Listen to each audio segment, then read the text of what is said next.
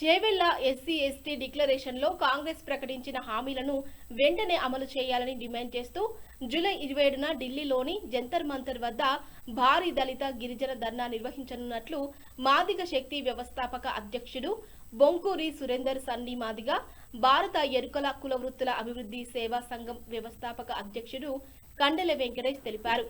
Hyderabad Somajiguda press club లో ఏర్పాటు చేసిన విలేకరుల సమావేశంలో వారు మాట్లాడుతూ అంబేద్కర్ అభయహస్తం పథకం కింద ప్రతి ఎస్సీ ఎస్టీ కుటుంబానికి 12 లక్షల ఆర్థిక సహాయం అందిస్తామని ఇచ్చిన హామీను ప్రభుత్వం వెంటనే అమలు చేయాలని కోరారు.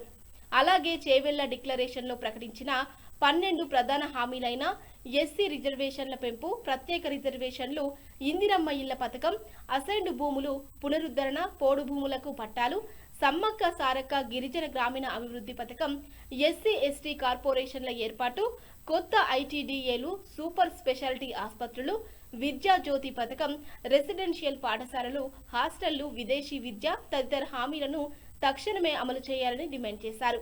జూలై 27న నిర్వహించే ధర్నాలో దళిత, గిరిజన, ఆదివాసీ సంఘాల నాయకులు, మేధావులు, ప్రొఫెసర్లు, వైద్యులు, కళాకారులు, విద్యార్థులు, ప్రజా సంఘాలు ప్రతినిధులు, వివిధ రాజకీయ పార్టీల నాయకులు పాల్గొంటారని తెలిపారు.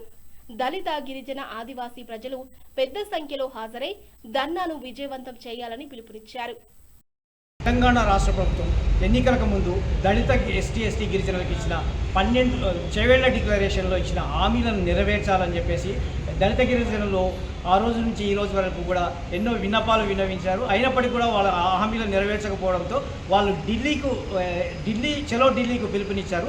మనతో ఇప్పుడు సురేందర్ మాదిగ ఉన్నారు. వాటితో అడిగి తెలుసుకునే ప్రయత్నం చేద్దాం. సురేందర్ మాదిగ గారు, మీ హామీలు ఎటువంటి హామీలు ఇచ్చారు, ఎందుకు నెరవేర్చలేదు, మీరు ఏం చేయబోతున్నారు? అలాగే కాంగ్రెస్ పార్టీ అధికారంలోకి రాకముందు చేవెళ్ల డిక్లరేషన్ పేరుతోటి 12 అంశాలతో కూడుకున్నటువంటి డిక్లరేషన్ను ప్రకటించడం జరిగింది. ఆ రోజు స్వయంగా మరి కాంగ్రెస్ పార్టీ జాతీయ అధ్యక్షులు, మరి దళితులకు ఒక పెద్ద దిక్కు లాంటి వారు మల్లికార్జున ఖర్గే గారు ఆ రోజు ప్రకటించి కాంగ్రెస్ పార్టీ అధికారంలోకి వచ్చిన వెంటనే మొదటి మంత్రివర్గ సమావేశంలోనే మరి చేవెళ్ల డిక్లరేషన్ను అమలు చేస్తామని చెప్పడం జరిగింది.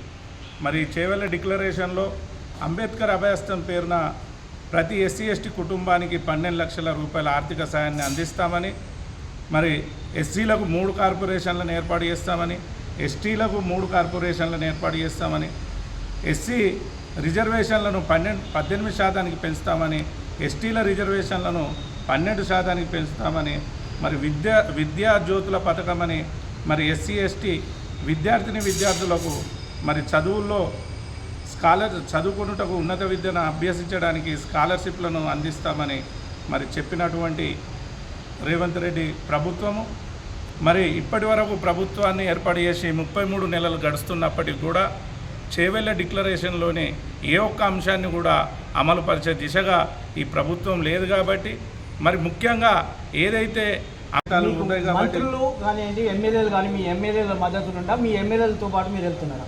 మాకు ఏ ఒక్క ఎమ్మెల్యేల మద్దతు ఉంటే మేము ఢిల్లీకి వెళ్ళవలసిన అవసరమే లేదు. మంత్రుల మద్దతు ఉంటే మాకు ఢిల్లీకి వెళ్ళవలసిన అవసరం లేదు. వాళ్ళే అడుగుతారు కదా, మరి ఎందుకు మా జాతులకు ఇవ్వవలసిన ఎందుకు ఇస్తలేరని వాళ్ళే అడుగుతారు కదా. అలాంటిది ఏం లేదు, ఎవరి మద్దతు లేదు, ఏ రాజకీయ పార్టీ మద్దతు లేదు.